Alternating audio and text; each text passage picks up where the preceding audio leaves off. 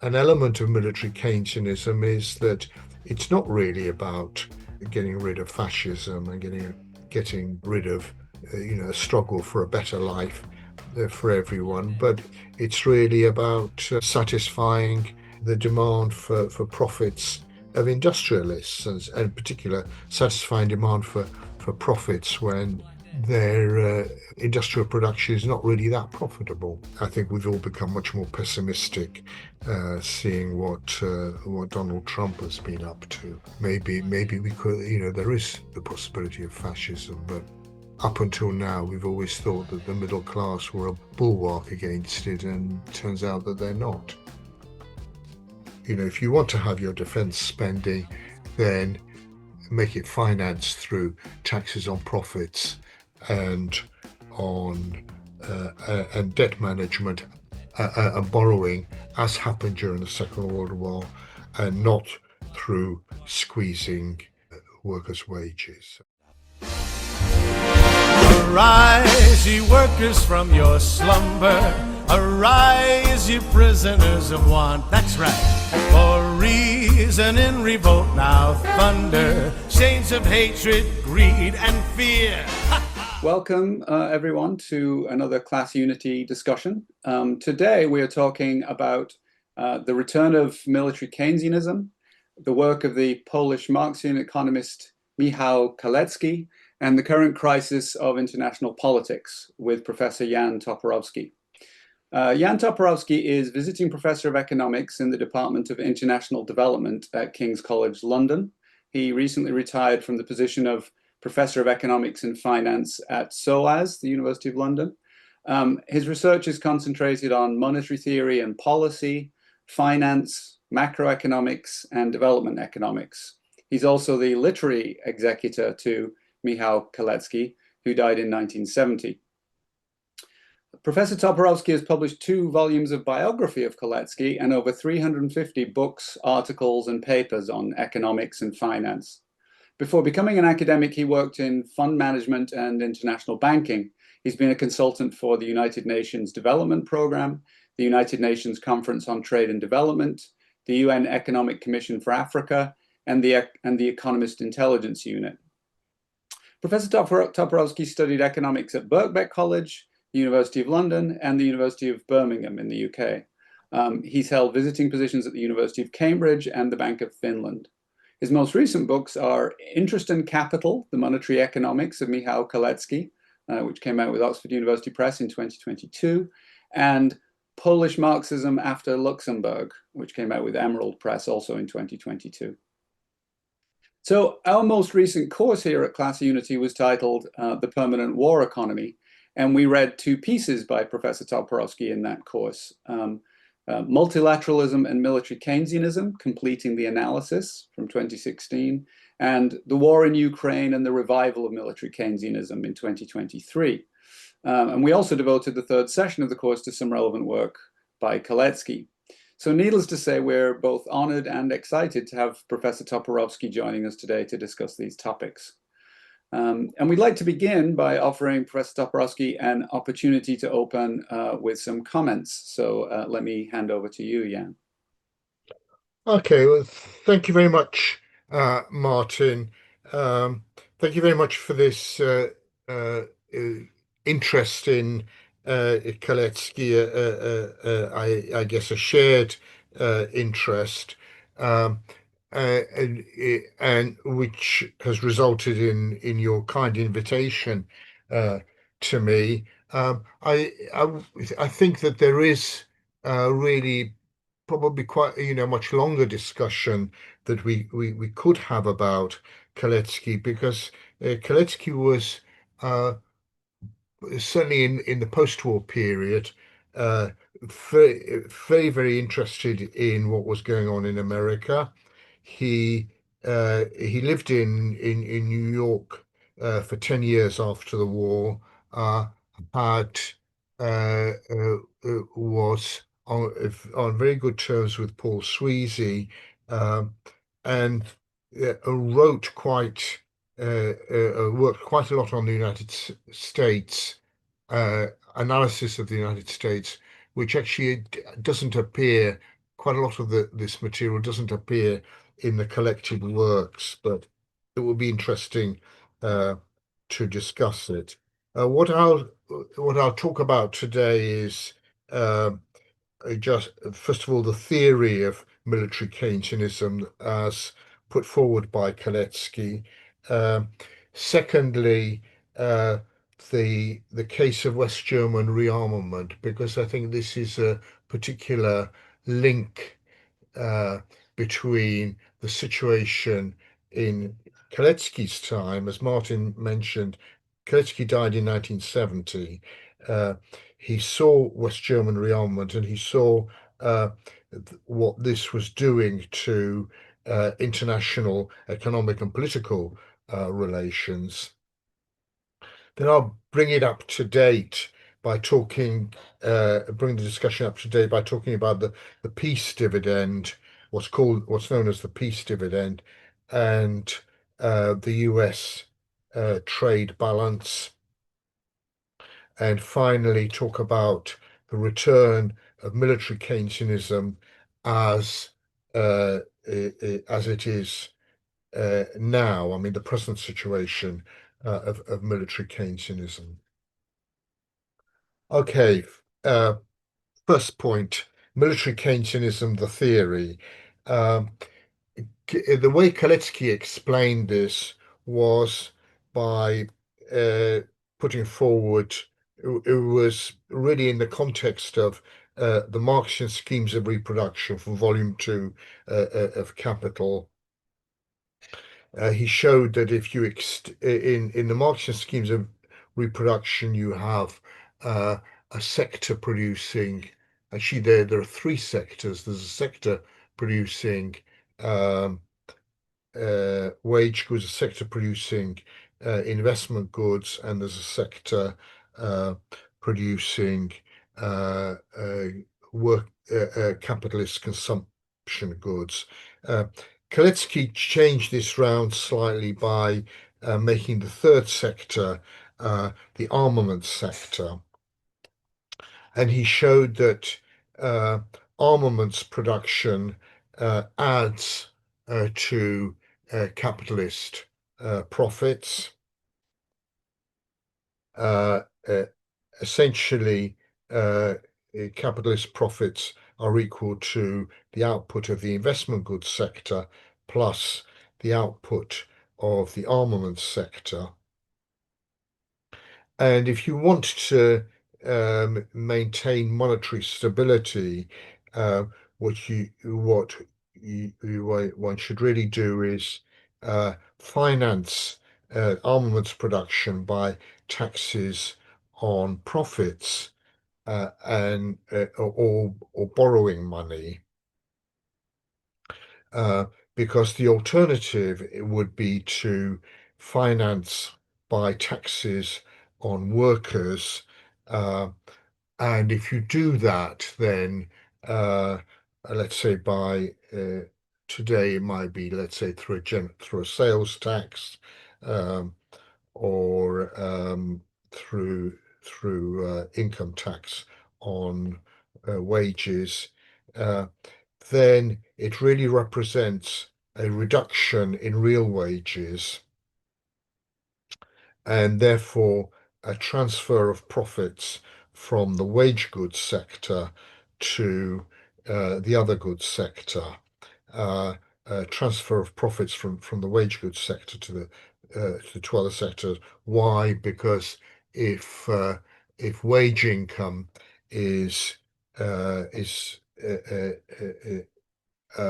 taxed, is reduced by the amount of taxation, then less will be spent in the wage goods sector.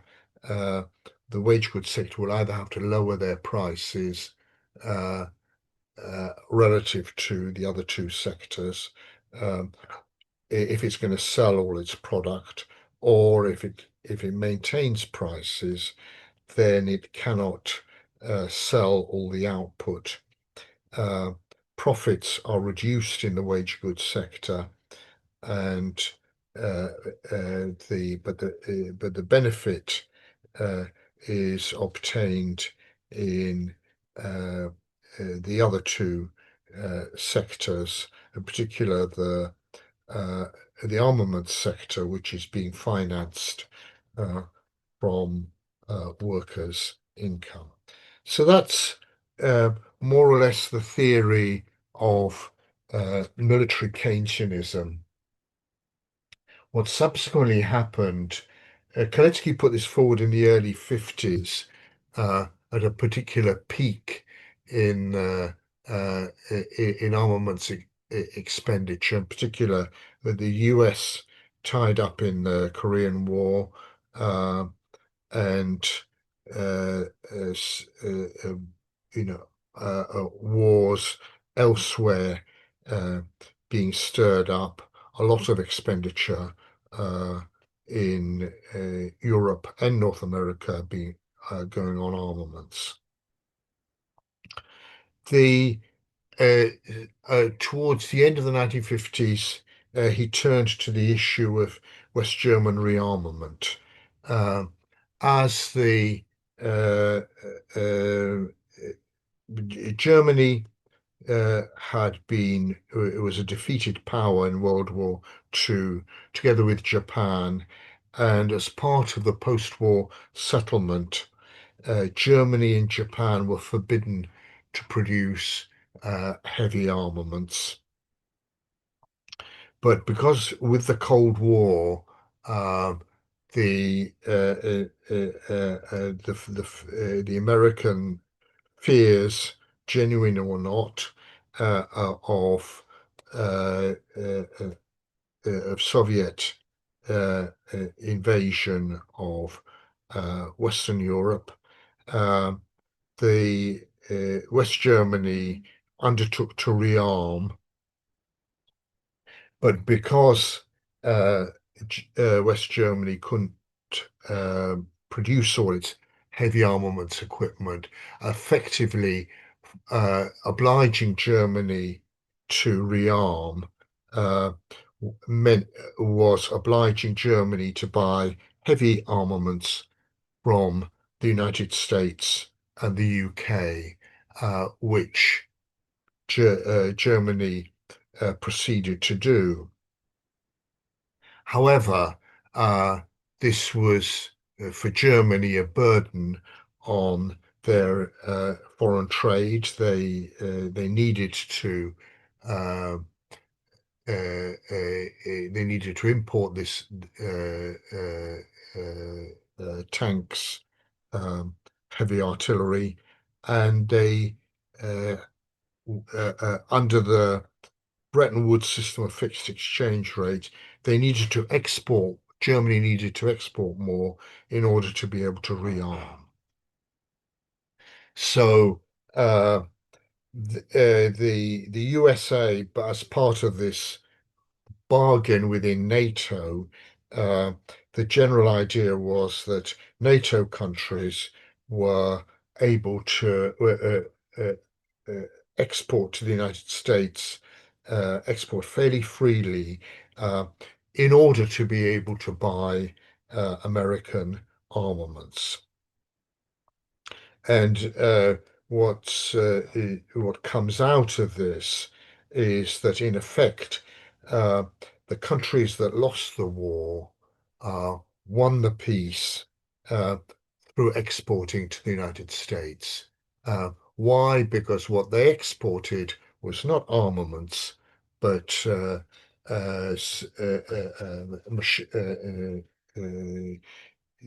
manufactured goods, cars, as pharmaceuticals, various manufactured products for which demand was rising.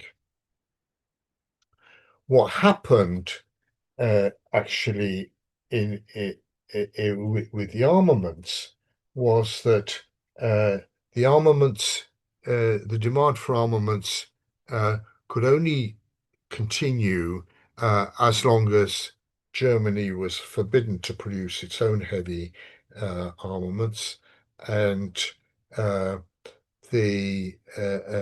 was a Cold War going, going on. So actually, the Cold War, as I will point out later on, the Cold War uh, uh, uh, reached its peak in the 1980s with the Reagan arms race from 1975 to 1985.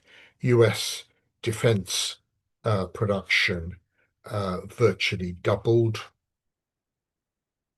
And then it had the desired effect. Under Reagan, the policy was to bring the Soviet Union into an arms race, which the Soviet economy really couldn't afford. The economy, the civilian economy of the Soviet Union fell into economic stagnation. The rest of Eastern Europe also, or the Soviet bloc, fell into stagnation, with the important exception of China, fell into stagnation, and eventually, at the end of the 1980s, communism collapsed. With the fall of communism, of course, you had what was known as the peace dividend. The peace dividend was the fact that within NATO there was a widespread, but also within the Soviet bloc, there was no longer any need to prepare for invasion by the opposing bloc. Armaments expenditure fell considerably in the United States. US defense production fell by 25% from 1985 to 2002. This is in effect the peace dividend. All the Western European countries cut their defense expenditure, but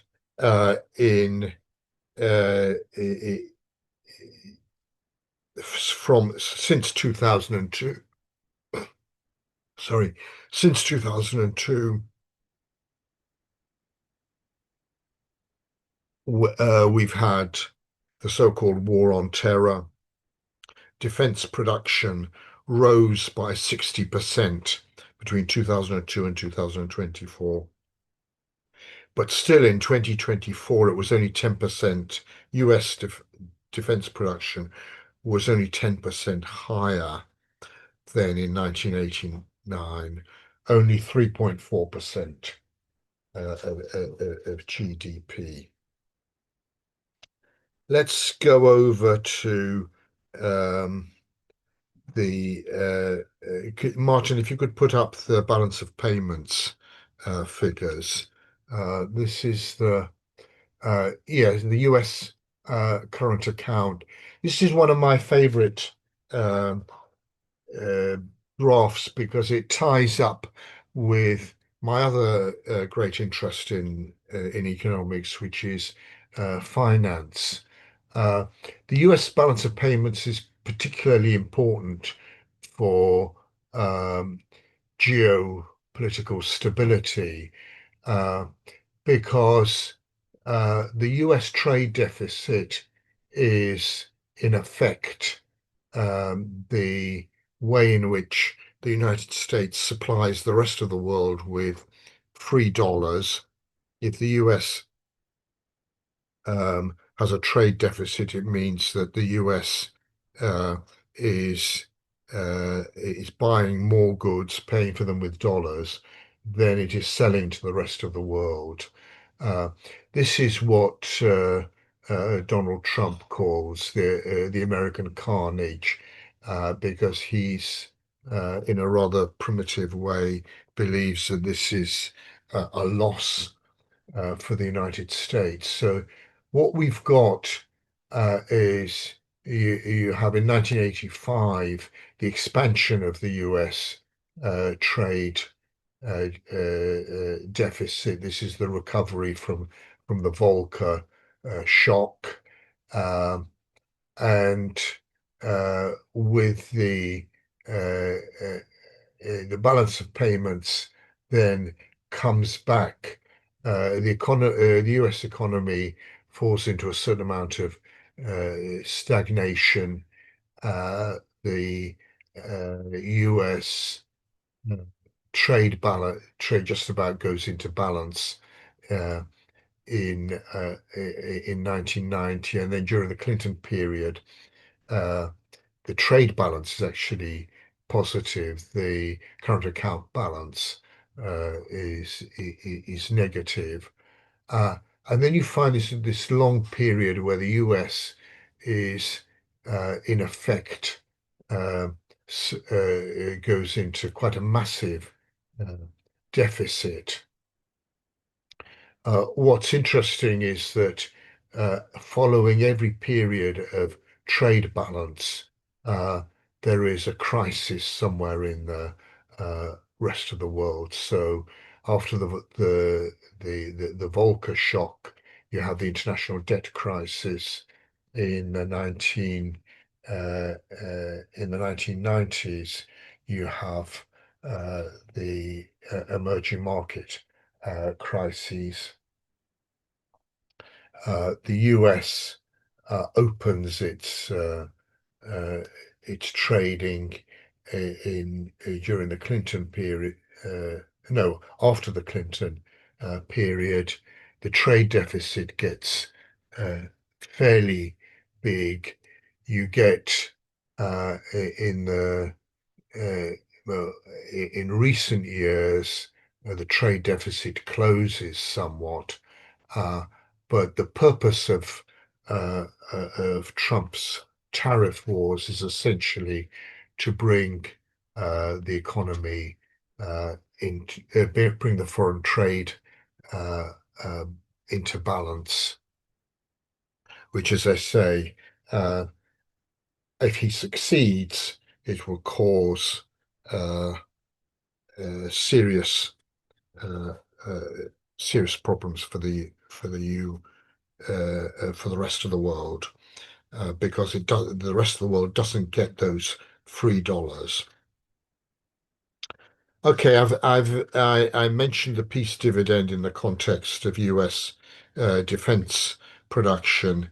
Um, the problem is that the even those figures tend to exaggerate uh, the, the growth of US defense expenditure.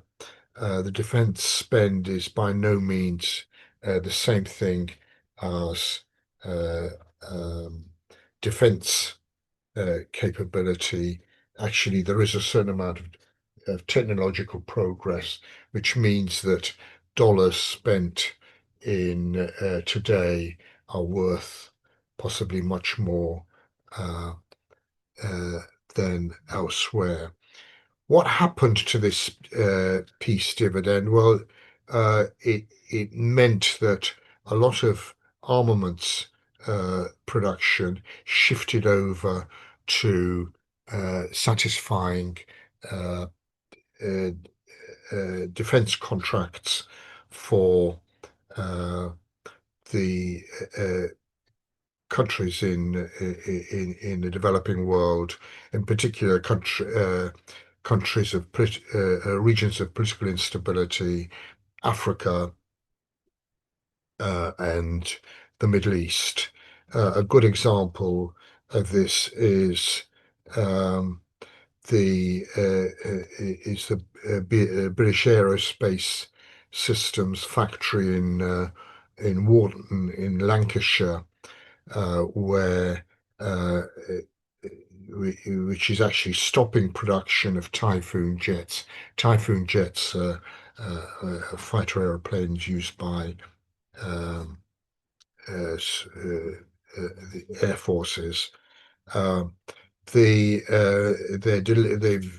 just delivered, or they're delivering the last Typhoon jet for Qatar under a 56 billion pound order placed in 2017. So the real problem is for a lot of the defence sector is that they've actually run down their um, their production capacity.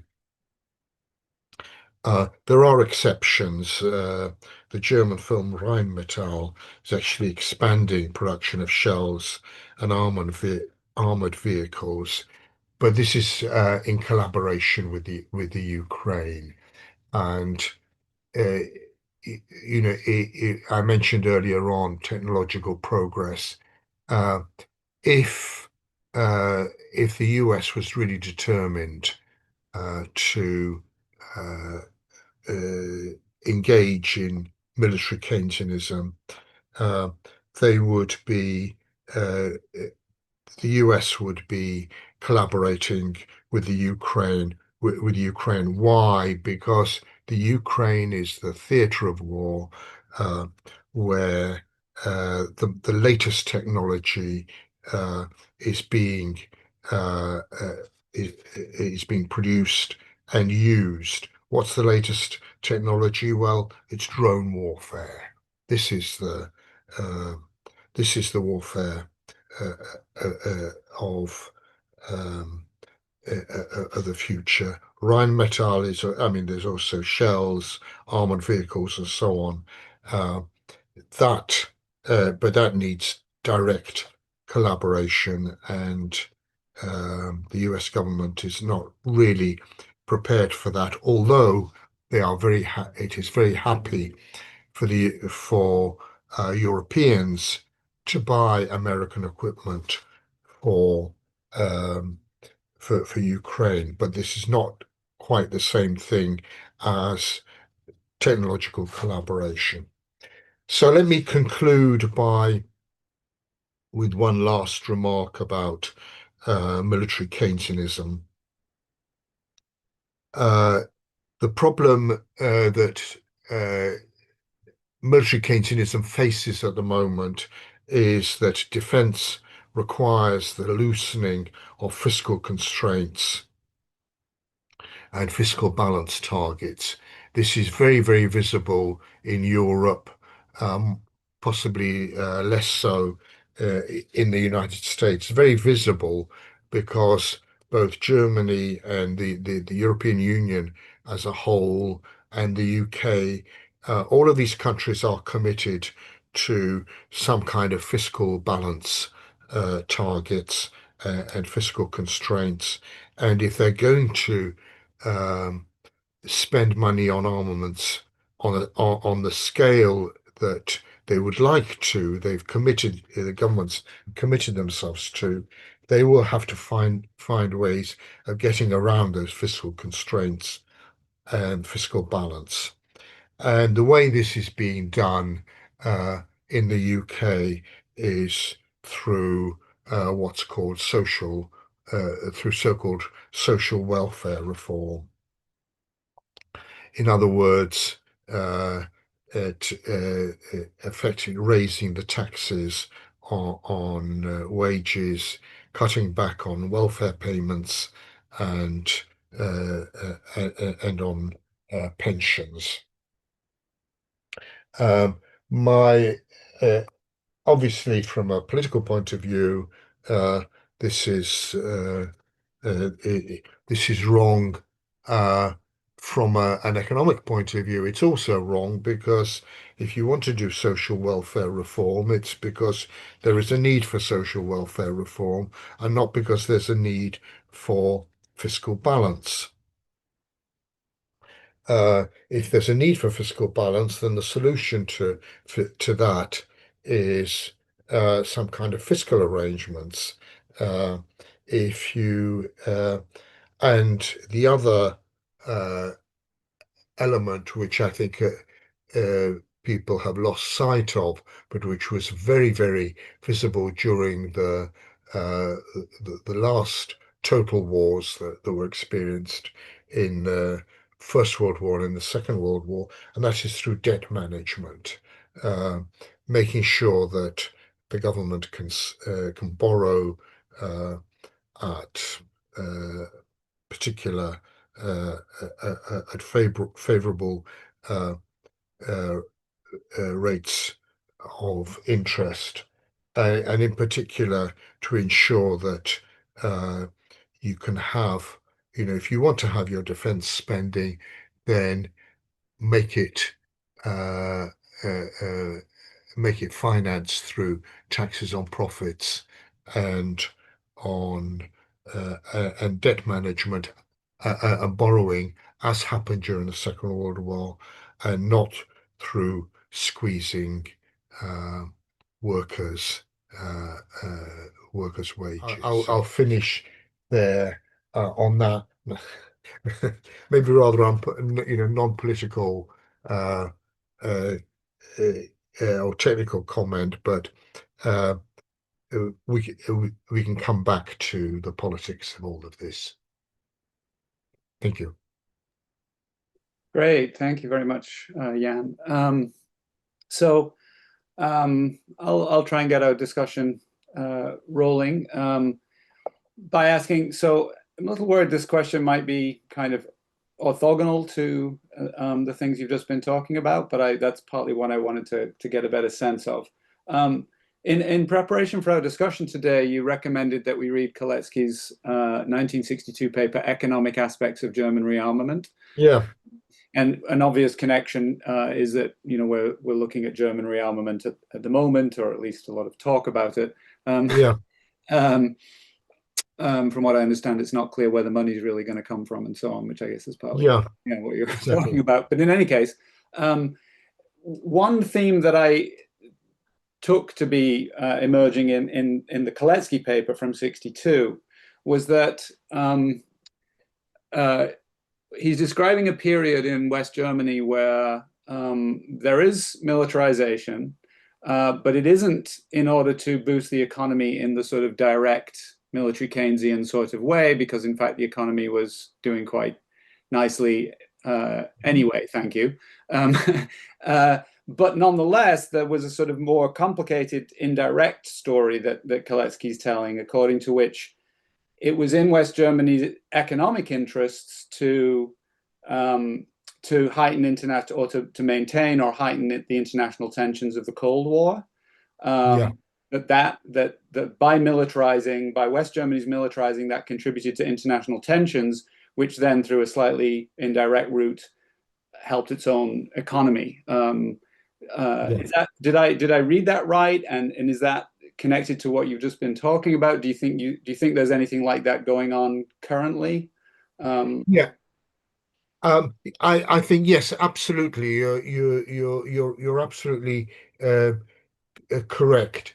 Germany is unusual in Europe in having a very highly concentrated industrial sector, so that they the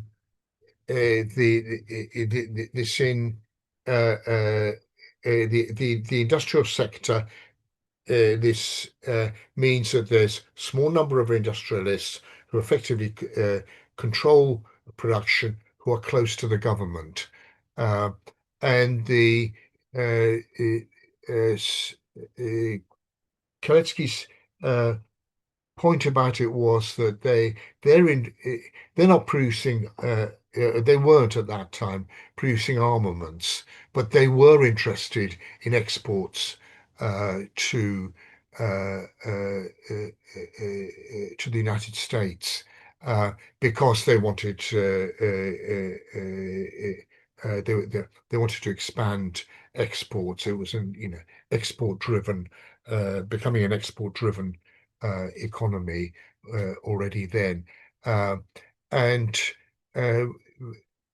what's interesting is I think in that same paper, I think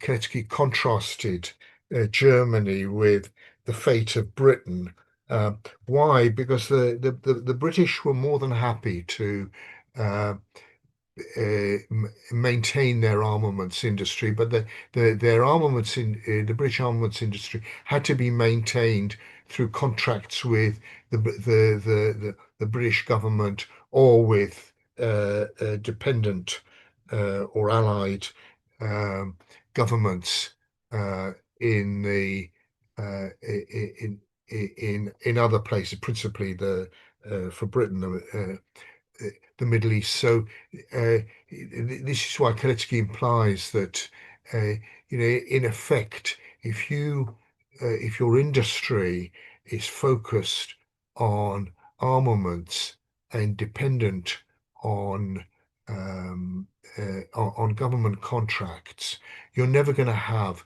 the same dynamic as as with civilian production, where as um, as living standards rise, as incomes rise, demand also um, rises.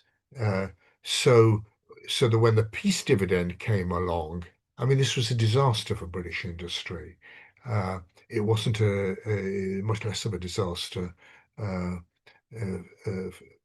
for Germany.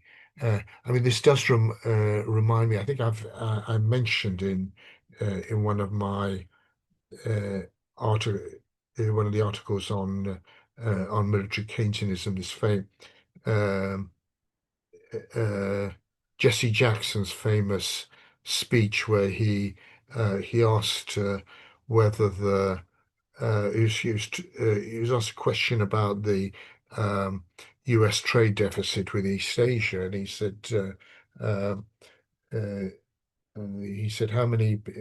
He just asked the crowd, "How many people have an imported mobile phone?" And everyone put their hands up. And then he said, "Well, how many people here have an intercontinental ballistics missile?" And no one put their hand up. And he said, "Well, that's the American problem. It's we're producing things that people don't want, uh, and having to buy from the rest of the world the things that we actually need." Um, yes, so that was what the British did as well, and the West Germans didn't, and the Italians didn't either. Great, thank you. Um, okay, so we have a question from Jonathan. Jonathan was wondering whether you could talk about the privatizations of defense departments in the West, and whether there's a possibility of, um, and I guess this might be a separate question, but whether there's a possibility of allying with Russia and China in a peace alliance. Um, I, I'm um, I'm not I'm not sure. Um, Privatization of Western defense departments. My impression, I think that this possibly refers to the conflicts that are going on in the U.S. Defense Department uh, at the moment between the traditional defense establishment, which sees um, uh, defense in terms of um, heavy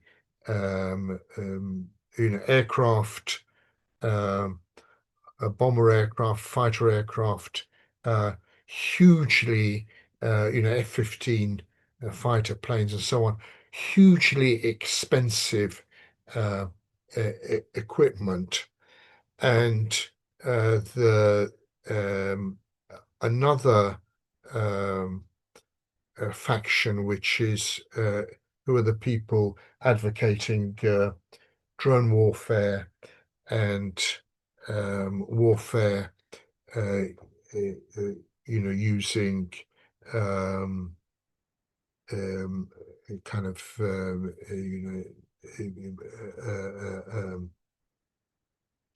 electronic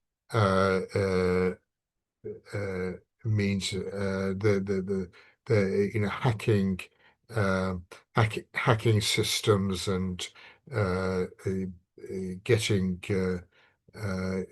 using highly sophisticated electronic um, warfare. This is systems. This is a fight that's going on as far as I can tell in the U.S.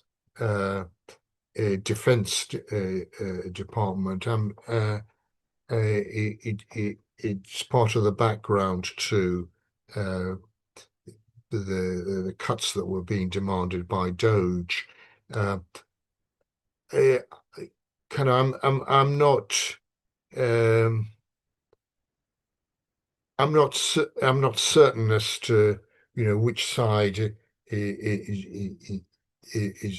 right or wrong in this.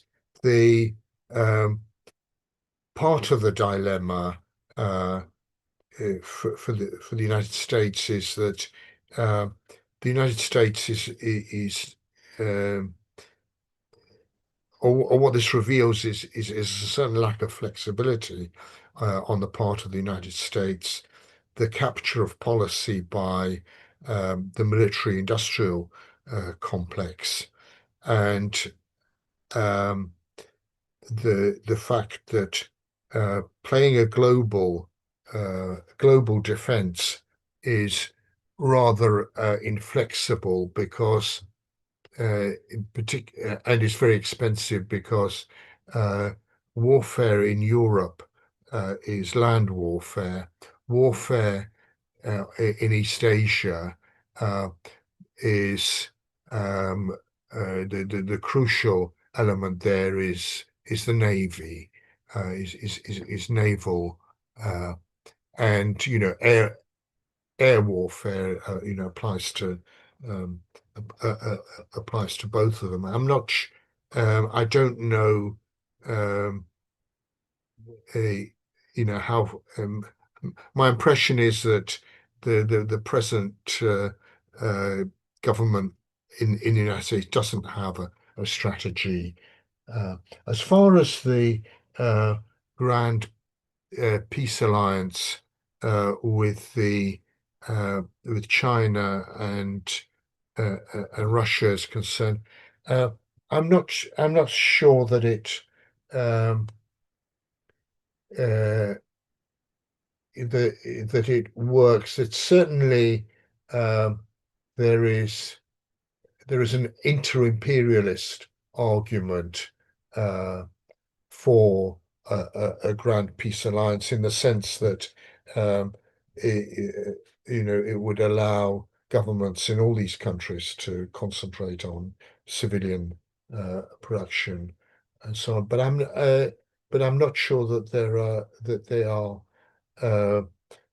prepared for this. Certainly, in China's case, it's not really in China's interests for Russia to make peace in the Ukraine. China has too much to gain from Russia's weakness, and I'm thinking of things like cheap energy, cheap oil and natural gas, as a dependence on China, which is very, very by Russia, dependence on China, which is very, very convenient for Russia, albeit China does worry about the possibility of the alliance that seems to be emerging between Russia and North Korea, but it's I I don't think that this could work. It really has. There's a flavour of the spheres of influence uh, kind of approach that I think the present government in the United States is favouring, and I don't see this as being particularly stable because they certainly Russia is too weak to maintain its own sphere of influence, and uh, China has too many rivals in um, in Asia to be able to maintain a sphere of influence. I think this is one of the reasons why China really does prefer a rules-based international order, because it leaves China free to produce, in effect, a hog global manufacturing. Yeah, thank you. Okay, our next question comes from Sam. Thank you, Professor Toporowski, for coming to talk to us. You mentioned in your opening comments that, and maybe I'm sticking on this word, the United States government has made commitments to limit deficit spending. And I guess my question is, to whom are those commitments made, and what kind of antagonism does this establish between military industrial producers and those to whom those commitments are made, basically? Okay, well, let me start off by saying that the the commitments are made in Europe uh, and the UK because and in many developing countries because they because of their fear of the financial markets. Uh, in the United States, as the in outside the United States, any problem with government finances um, impacts um, on the financial markets, and through that onto the exchange rate. Uh, in the case of the United States, the exchange rate doesn't really matter. The US foreign trade is too small a part of the US economy, no matter what what your president thinks of it. It doesn't really matter. So what happens in the US when the government if government finances are considered to be uh, uh, a bit weak, is that there's a tendency to move in. You can't move into the dollar because the US produces the dollar, but you move into other speculative assets, and the speculative assets are either financial markets or gold, or what has been happening is real estate is really uh, uh, too slow to get. You can't go in and out of that market too quickly, but cryptocurrencies is easy. So my concern is really that you're for the United States. What could happen is a shift into those kinds of assets, and then that could bring down government finances, in particular because the stable coin section of the of cryptocurrencies is backed by holdings of government securities, so that should there be a run on stable coin, it would require the managers of stable coin to sell off government securities, and that could give rise to a serious problem in the US. That's one possibility. There are various ways in which it could unravel. The interesting thing that I was reflecting on this morning is that you can Donald Trump gets away with this because he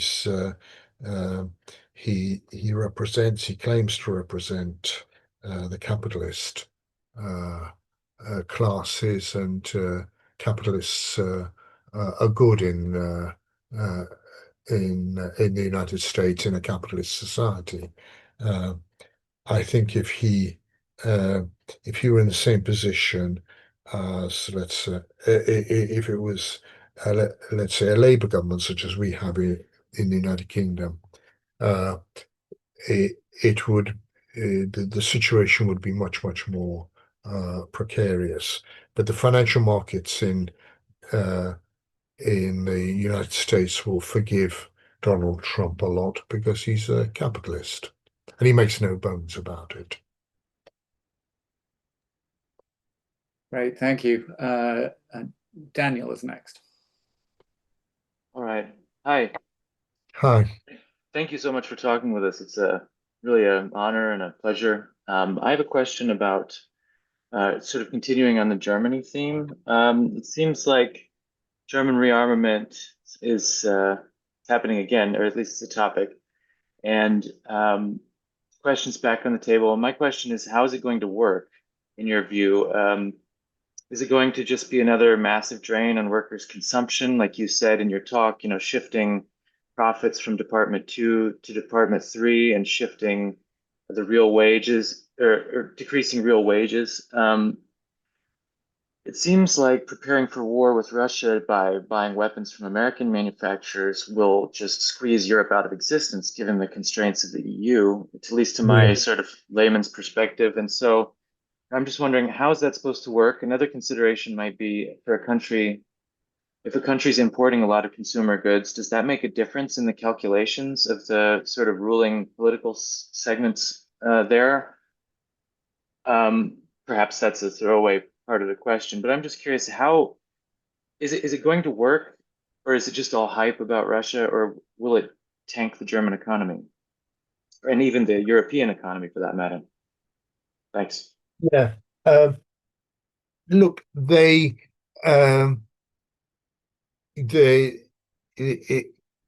German economy is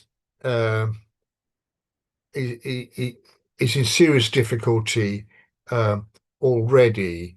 It's in serious difficulty because trying to maintain fiscal balance, they've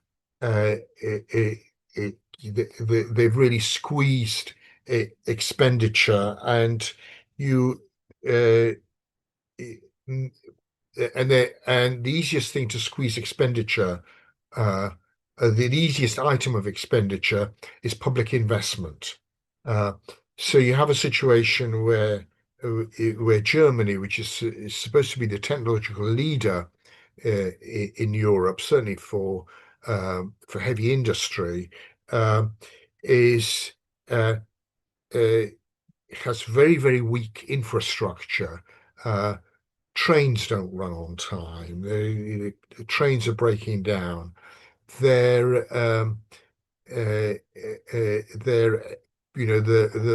Berlin airport, which was the new Berlin airport, is 10 years or more. Was delivered 10 years or more behind schedule. Why? Because it's always easier to cut back on investment than it is to cut back on current services. If they closed schools, if they closed hospitals, people would notice. But if you just say, okay, so we'll just we won't renew the roof. We won't renew uh, uh, the railway track.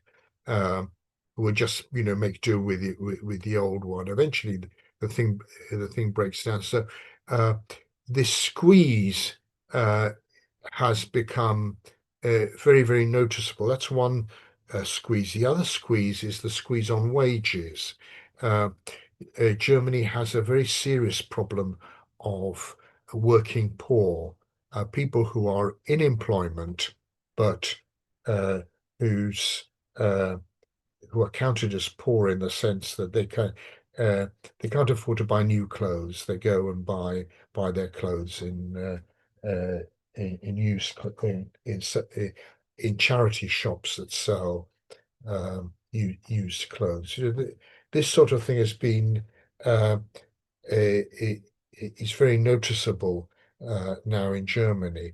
So what they want to do is expand defense production using uh, to some extent using bonds. Now, if you float bonds, you're in effect, who has the money? Well, the pension funds and insurance companies, relatively wealthy people. Their money is activated and put into the real economy. That's a good um, that may be a good thing, but what you have to do with it is a considerable amount of debt management, which the Germans and the um, uh, uh, and the European Union are very, very wary of. Uh, the other thing to do, and the logical thing to do, is to tax, impose taxes on finance, on financial assets, um, and that makes a lot of sense. That's and in particular to impose uh, taxes um, uh, on profits. Uh, why will this become?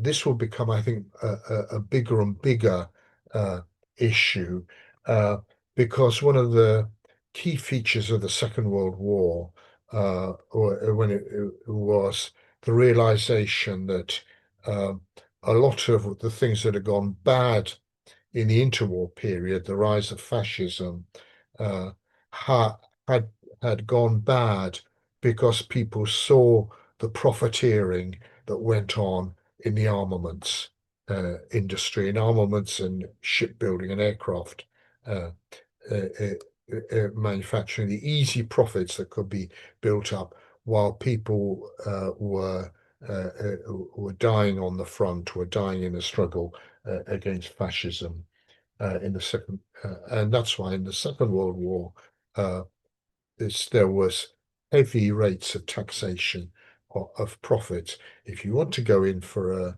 a defense-led economic expansion, that's how it should be financed. But it's not how it's going to be financed because this is an element of military Keynesianism is that it's not really about getting rid of fascism and getting rid of a struggle for a better life for everyone, but it's really about satisfying the demand for profits uh, uh, of industrialists, and in particular satisfying demand for profits when their industrial production is not really that profitable. Thank you. Hef has a question, I think, next.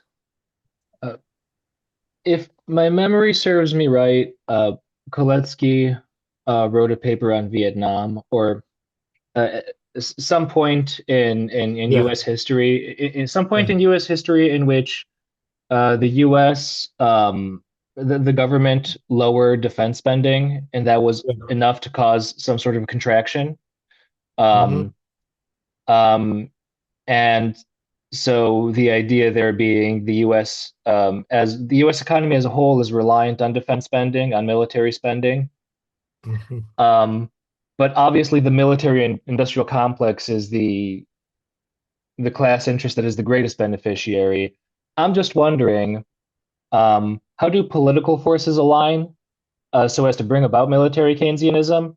Is the military industrial complex, the size of it, the political weight of it enough? Um, or are there other class interests that mobilize, you know, to that as a political Mhm. solution to, and defense to economic stagnation? Um, yes, it's interesting because the article on Vietnam is an interesting one because um, some of the things that I've read of Kalecki's, I do wonder about his political uh, judgment. Uh, in his article, Kalecki wrote the article about Vietnam at a time when uh, the anti-Vietnam War movement was getting going in the United States, and maybe this is this is an issue of particular interest to class unity because uh, Kalecki argued in that article that uh, the anti-Vietnam War movement was not really going to go very far because it was uh, really a revulsion by students and um, a, you know and intellectuals um, against the Vietnam War, and he didn't really think that they they they constituted a massive power. A view I think uh, wasn't that uncommon on the left in the sense that I think uh, it was shared also by Eric Hobsbawm, but the what Kalecki argued that what was more likely to bring the war to an end is the fact that the splits within the capitalist class over the Vietnam War. He thought that the uh, capitalists uh, in the US would divide between those who are um, run multinational operations uh, who would find the Vietnam War a political embarrassment if you're um, if you're operating in many of the developing countries in and in Europe where the strong feelings about Vietnam and the and businesses which in the United States which would be far more domestic and would be you would be quite okay with what's going on abroad. What's abroad doesn't really affect them terribly much, and they don't go and look up pictures um, of children being fried. So the um, this was uh, that was his view, and um, I do I do I when I say I have my doubts about Kalecki's judgment because in the end the war was brought to an end. Uh, the US withdrew, and um, whether it did this under pressure from the and from street demonstrations or student demonstrations, or whether it did this because there was just business, international business was revolted by it, was embarrassed by it. Uh, I I don't know. I mean, I don't think um, uh, I in principle. in principle, I think business likes military Keynesianism as long as the fighting takes place somewhere else and not, um, not in the country. And because if it's taking place within the country, then your regulations have to be are put in, and which become but could become burdensome to business, and in particular um, the tax issue becomes a problem.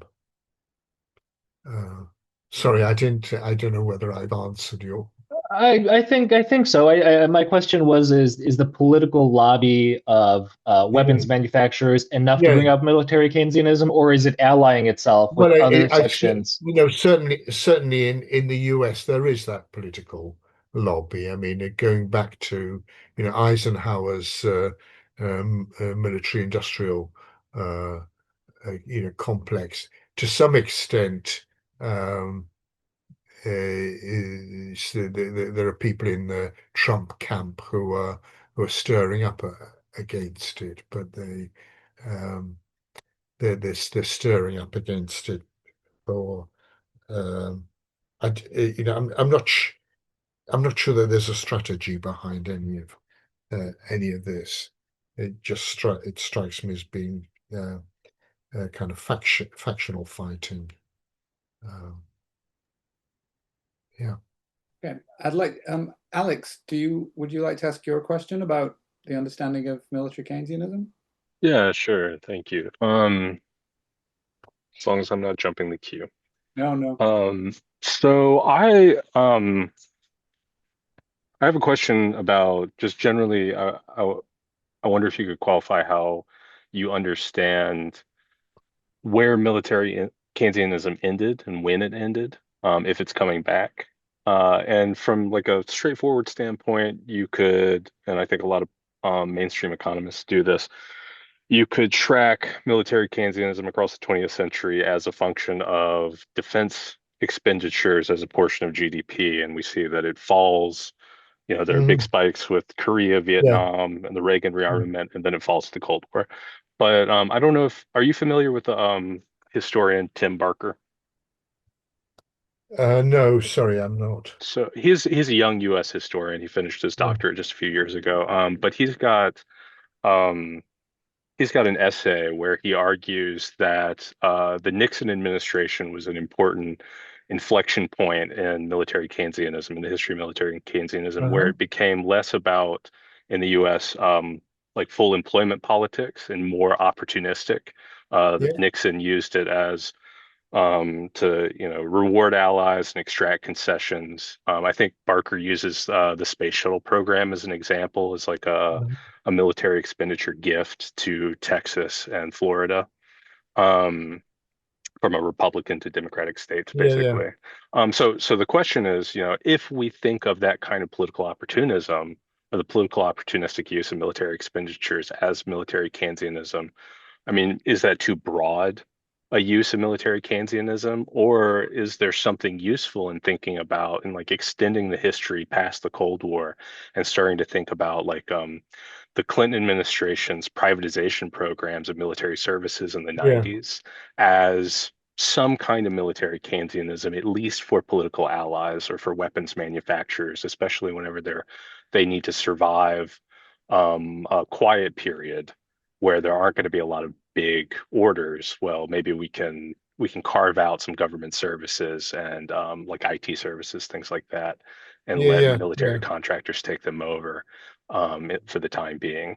Yeah, so that's or is that just too? Is that something else? Is that like political capitalism or crony capitalism? Do we Yeah. need some other concept other than military Keynesianism Yeah. to Yeah. talk about like the relationship between state expenditures and politics? Yeah. Yeah, I think you put your finger on something that's um, very, very relevant. First of all, let me say that the um, uh, privatizing defense is really a very, very inefficient way of defense production. Why is that? Because um, the armaments require capacity which needs to be maintained um, at very, very high rates of um, uh, of expenditure on investment if it's going to be produced efficiently. A lot of the what the Ukrainian war exposed, certainly in its first year or two, was the fact that thanks to the peace dividend, there was actually a shortage of military hardware to be supplied, and the military suppliers, having been privatized, were not prepared to install new production line or additional production lines because they couldn't be certain that the war wasn't going to come to an end soon, and they would be left with this with this excess capacity, uh, which and no demand for its product. So there's a tendency to hold back on investment unless they can be sure that for a period of time, over a certain time horizon, they they're going to have orders, and this continues to be a problem for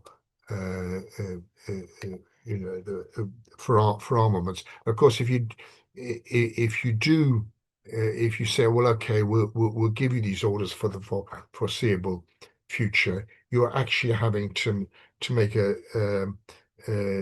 commitment to a certain type of warfare in the future. They don't know what kind of warfare it will be. Will it be the kind that's going on in Ukraine, or will it be the kind that's going on in Gaza or the Eastern Congo? The it, it's not a uh, armaments production is, really shouldn't be, I could just say in the interests of efficiency, should not be operated in the private sector. It's most inefficient. Now, what the way as far as military Keynesianism as a concept is concerned, I think that it's I don't see it as being a regime of production encompassing the whole economy. I don't think that is uh, uh, uh, what is happening, because there are always other elements uh, that that enter into the story. For example, in the high, I guess the height of military Keynesianism would have been the period of the Cold War in the early 1950s. Yes, there was uh, very, very high levels of military expenditure, and they did have consequences for levels of economic activity and employment. But it was also a period where there were serious changes. There was a serious construction boom, housing construction boom. There were serious efforts made, certainly in Europe, to invest in um, in civilian production, in energy, iron and steel, and so on. There were new technologies, uh, particularly associated with pharmaceuticals the internal combustion engine, and so on. There's much more going on. Just to call it military Keynesian, just to call the whole system one of military Keynesianism, I think is wrong. Albeit that you could say that one fascist. I'm trying to think of a fascist extreme. No, because there weren't fascist governments.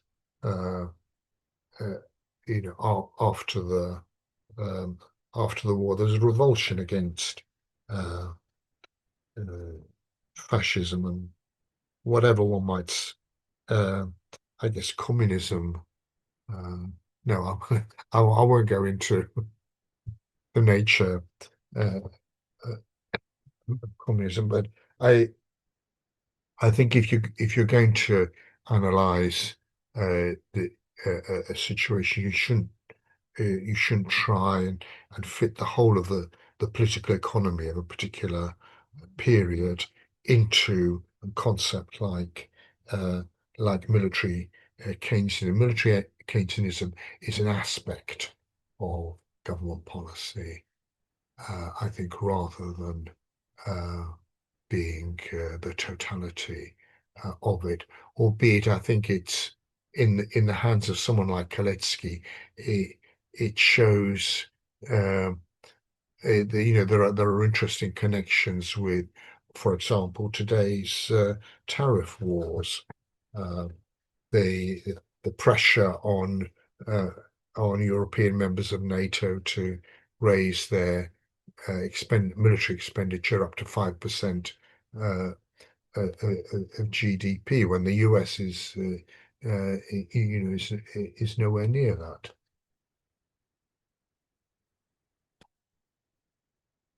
Okay, thank you. So we have maybe about another 10 minutes, if that's okay with you, Jan? Yeah, that's fine. Okay. We've got a couple of questions sort of that have been in the air, one from me and one from Daniel, and perhaps we'll just I'll just throw in a quick version of mine and then hand over to Daniel to ask his, and you can say whatever you think is most useful to say in response, although they're, I think, two different questions. So my question was my other question was about the paper of yours, one of the papers of yours that we read in our course on the permanent war economy, which was the paper Multilateralism and Military Keynesianism, Completing the Analysis. Yeah. Because one idea we were exploring in the course was that militarization and ultimately war can sort of solve problems for capitalism, things like that. Or emerge from various aspects of capitalist political economy in any case.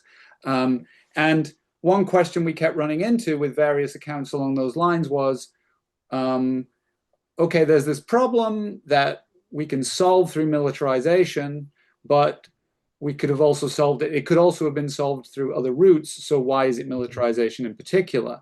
And it seemed like I wanted to sort of see if my understanding of what was going on in that paper of yours was correct. Namely, there was an answer to that question, which is that, well, if you try, so to speak, fiscal stimulus in one country, it won't work. You're drawing on Kalecki here. Yeah. It'll result in economic problems down the road, ultimately, perhaps even hyperinflation and so on. So what you really need is for fiscal stimulus to be going on in all the countries that are connected to one another economically in a capitalist economy. And one way to address that problem is that with military Keynesianism, with militarization, other countries automatically want to follow suit. And they want to militarize too, and that's a way that you avoid the problems that would arise if it was going on only in one country. So my question was just, is that the right understanding of what was going on in that paper? And perhaps, do we still think that's going on now? But then Daniel also had a question, which was perhaps on a different tack. Yeah. Okay. Or would you rather say something about that first? No, let's have Daniel's question.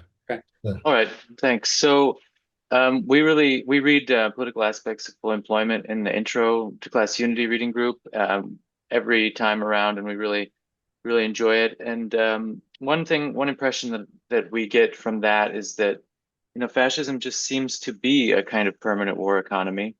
And one of the more important things I think that I've taken away from Kalecki's essay is that his claim that uh, fascism is a way of assuaging the anxieties of capitalists and rentiers about full employment for political reasons and economic reasons if inflation would happen. And so it still seems intuitively compelling to me, the account of fascism that he gives. But I mean, now it seems like what we have, you know, doesn't even, you know, there isn't even any anxiety to assuage. It seems there also isn't full employment. And so some things seem to have changed. And so I'm wondering what might have changed and how applicable the analysis of fascism that Kalecki gives in that 43 paper, how much of that we can still use or how much might have changed. Because you have people like Larry Summers saying, you know, we need unemployment. It doesn't seem like it doesn't seem like, you know, the powers that be require fascists to keep people calm about the topic of employment and to create full employment. Yeah. Yeah. Um, okay. Well, let me um, answer the first question. The issue about is military Keynesianism being convenient because um, it forces your trading rivals to engage in a similar arms race, uh, so that they all import, and the result is that this is a form of military Keynesianism.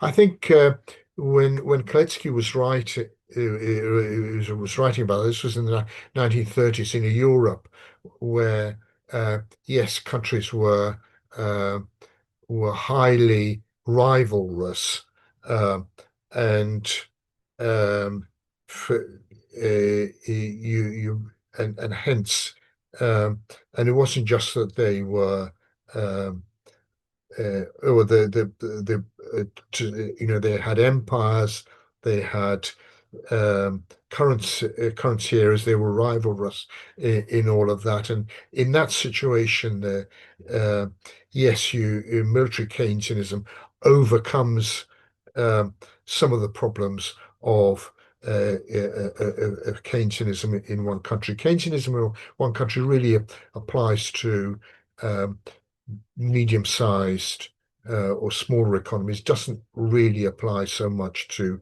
large economies like the United States, um, uh, where certainly the United States can undertake Keynesianism in a way that let's say Canada cannot. But even so, I mean, if the US goes into an arms race, would Canada follow suit? I doubt it. I think it's a, a Kalecki may have been referring to a particular situation in the 1930s. Yeah, the question of uh, the relevance of Kalecki's discussion of fascism in political aspects of full employment. I think that this is a particularly interesting issue. My sense is that um, there's one thing has changed substantially between the 1930s when fascism emerged and or the 1920s and 1930s when fascism emerged, and the period since the Second World War, and that is that really the government sector is a much bigger part of the economy. I mean, it's in the 1920s and 1930s, the government sector would be something like 20% of the economy. You could dream of, or governments still dreamt of having fiscal surpluses and operating with minimal levels of bureaucracy. Now you have a systems which are really quite bureaucratic, and what comes with it, very, very large middle classes, and they are they some assurance against fascism? I'm not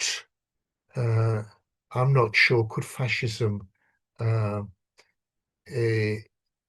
come back?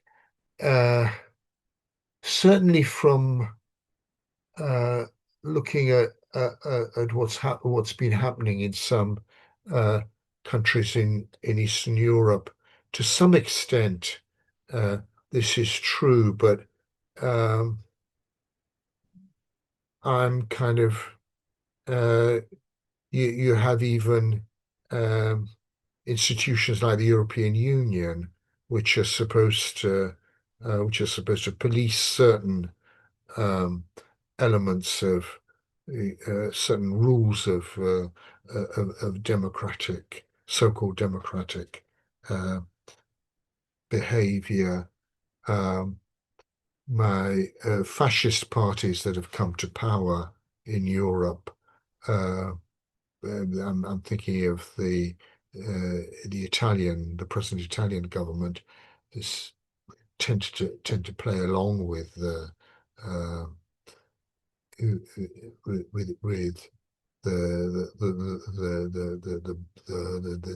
bourgeois democratic rules of the game, where the bourgeois democratic rules of the game. I would remind you of a joke which used to be told in Poland in my during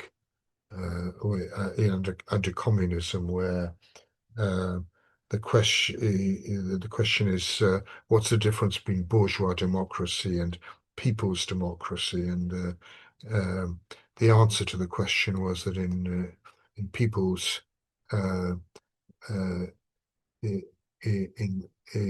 in people's democracy, you can say what you like about your boss at work, but God help you if you say anything against the president or the first secretary. Whereas in bourgeois democracy, you can say what you like about the head of state, but God help you if you say anything against your boss at work. That's that, I think, is that's the limits of bourgeois democracy. But I think in many respects, there are maybe stronger institutions. I don't know. It's very difficult. It's very difficult to tell, and we're all. I think we've all become much more pessimistic, seeing what Donald Trump has been up to. So maybe we could, there is the possibility of fascism, but up until now, we've always thought that the middle class were a bulwark against it, and turns out that they're not. Well, here at Class Unity, we always like to end things on a note of anxiety and uncertainty and pessimism. So, but also with a good joke. Okay. So we will we'll bring our discussion to a close there, and I just would like to thank you very much, Jan, for a very enjoyable and stimulating, fascinating discussion. So thanks for making the time and talking to us. Thank you very much for inviting me. I've greatly enjoyed putting these thoughts together. Great. Well, here at Class Unity, we always like to end things on a note of anxiety and uncertainty and pessimism. So, but also with a good joke. So, Okay. so we will we'll bring our discussion to a close there. And I just would like to thank you very much, Jan, for a very enjoyable and stimulating, fascinating discussion. So thanks for making the time and talking to us. Thank you very much for inviting me. I've greatly enjoyed, putting these thoughts together. Great, thank you.